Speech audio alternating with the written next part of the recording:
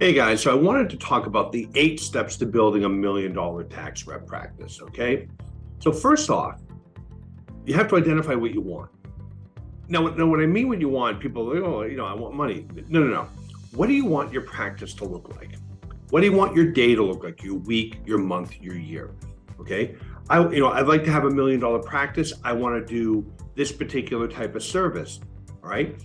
Once you know what you want, you're on your way from taking your dream into a plan, because the second thing you're going to do is engineer backwards.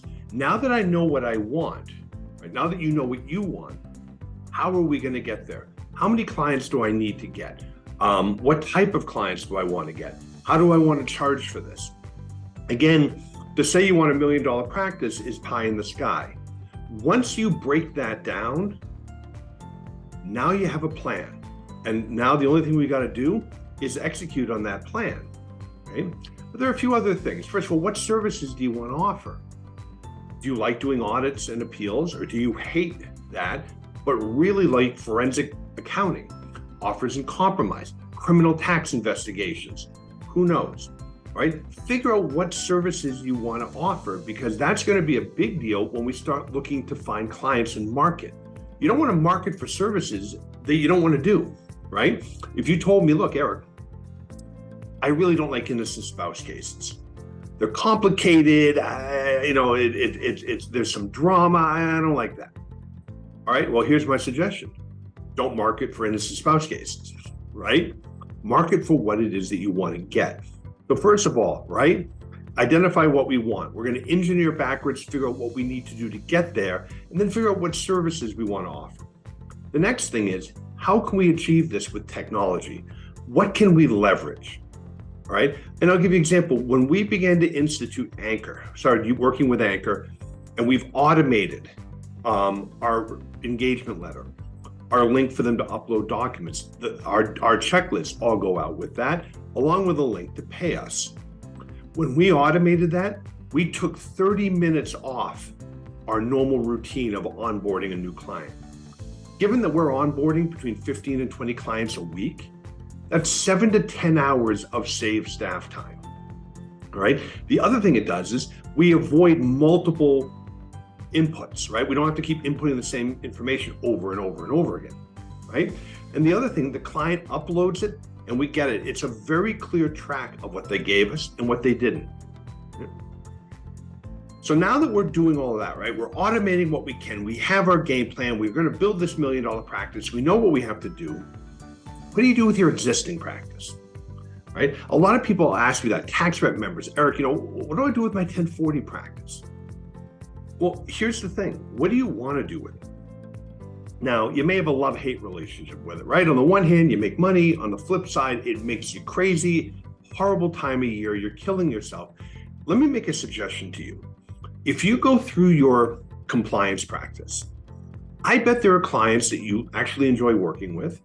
And then there are others that literally suck your soul to live, right?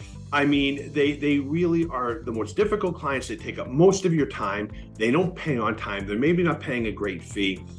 We're going to get rid of those clients and work with the clients you want. So the question that you're probably wanting to ask me is, look, do I have to get rid of my 1040 practice?